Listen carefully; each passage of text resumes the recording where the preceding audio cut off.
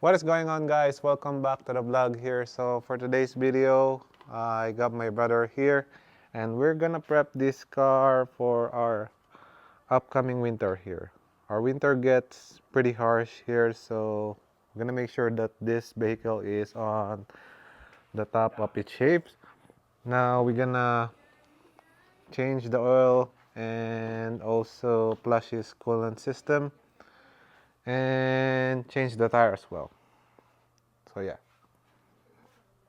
because it's currently running my OEM GR86.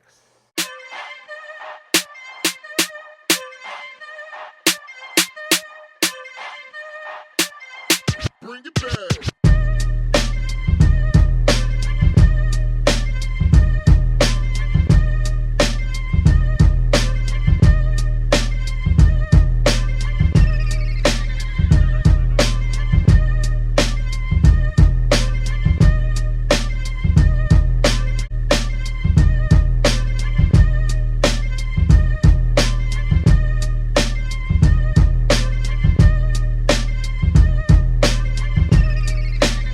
So since we got the jack stand on the front side of the car already, what we're gonna do is drain the oil and also work on the coolant system. So you need a 14 millimeter in this application. If you don't have a gun, feel free to use any ratchet.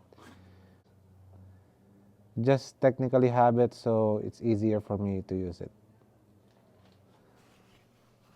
Kuha niyo palanggana. Palanggana, yung puti. So we just need to break it loose. Just a little bit.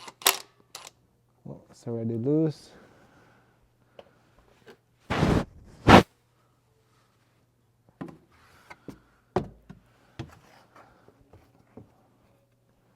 We don't want to create any mess. Raymond, hold the camera. Huh?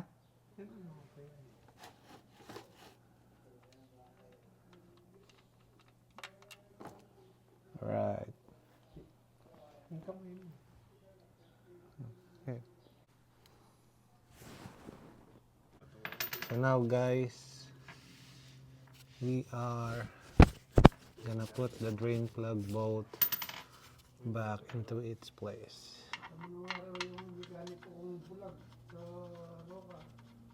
Oh, where's your Raymond?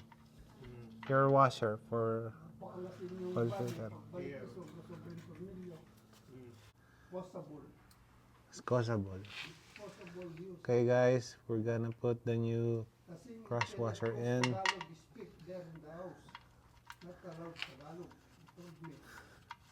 Why? What's the reason behind that?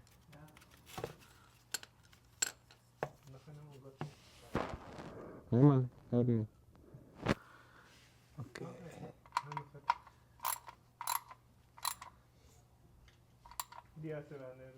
Okay, that's good enough.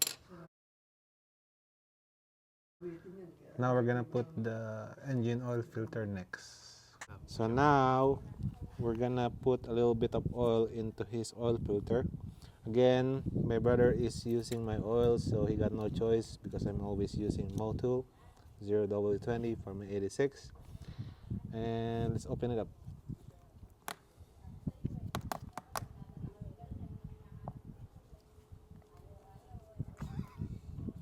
Open this one.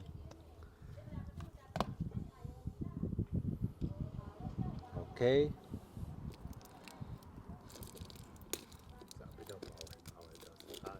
Don't speak Tagalog in my vlog. Fill this oil. Just a little, okay?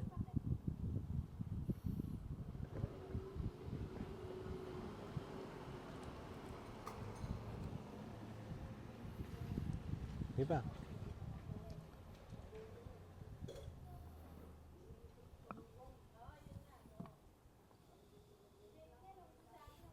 More. Just one more like that. That's good enough.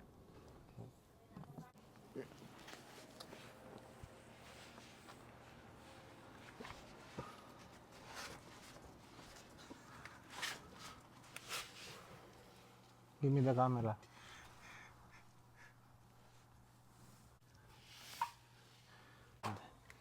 Wish I got more hands.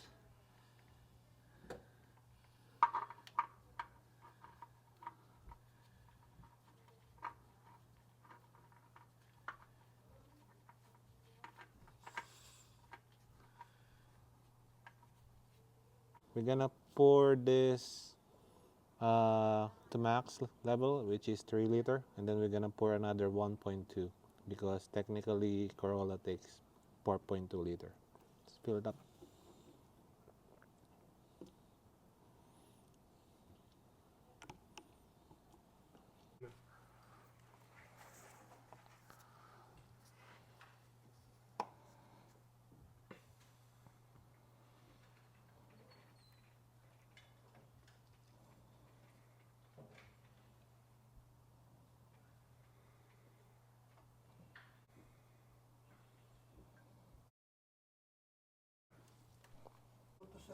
Okay guys, now we're gonna remove that plug. See that yellow one? Let me just point it with my finger. That one. That yellow plug there is your drain plug for your coolant system. Okay? It's mga estong eh.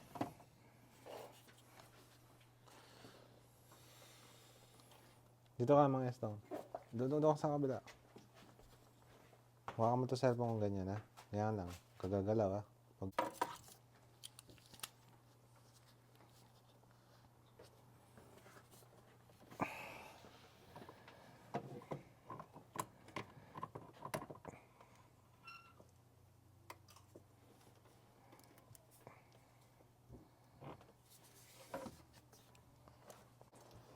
Lumakas, di ba? Yan ang pressure eh. Oh. Yan, lumakas. Buksan mo pa yan.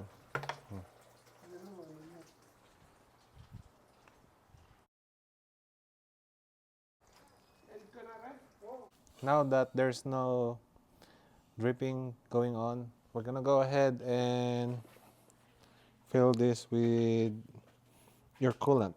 So you can get this in any Amazon or for my end is in Princess Auto.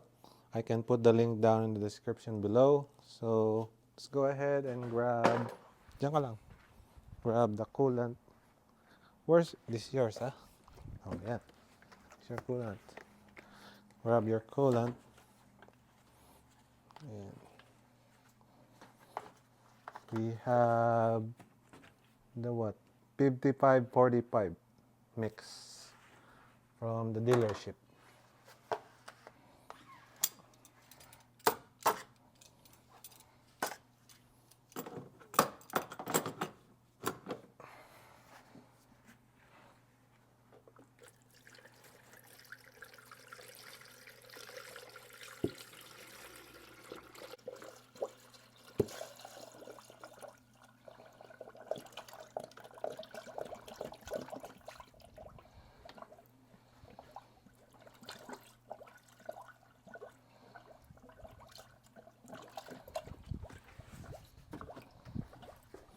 So I let my brother fire up the car. You see, it's still bubbling. So we're just gonna run this for like 40 to 1 hour. And that way we kind of eliminate the air into the system. So as you see guys, there is no bubbles going on right now. And this car has been running with AC on for about 1 hour now. And we're gonna finish up. Shut off the car. Okay guys, always remember when you are tightening your lug nuts to use a star pattern.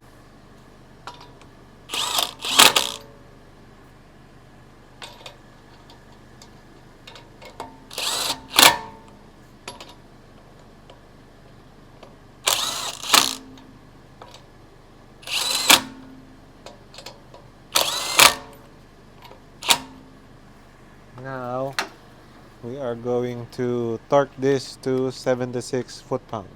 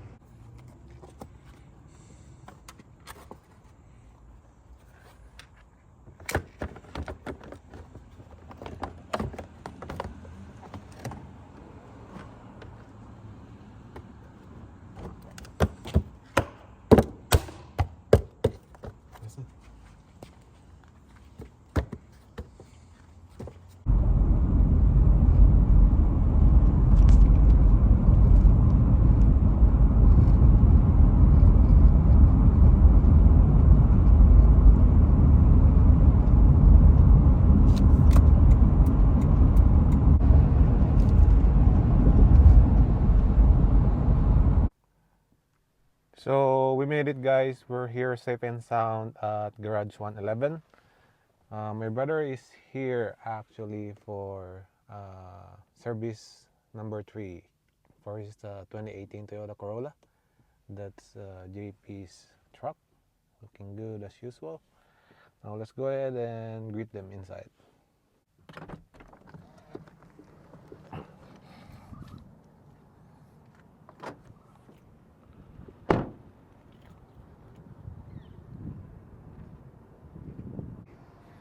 Now let's see who's in here. Wala si JP?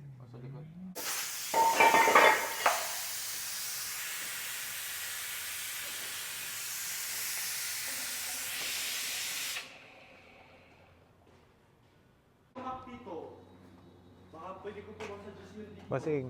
Hey bro, kumusta? Basta, ayos lang.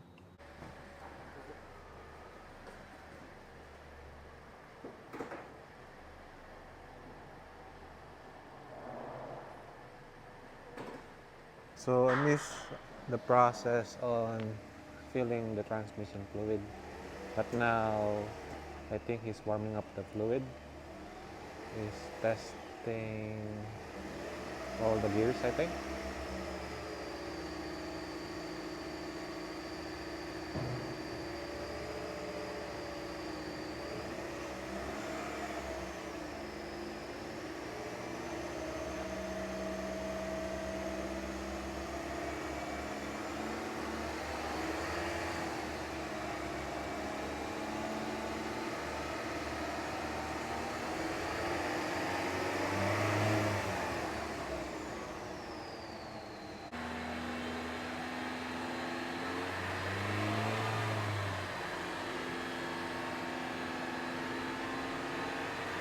CDT na yun. Basta mas baba na yun, yung belt na yun.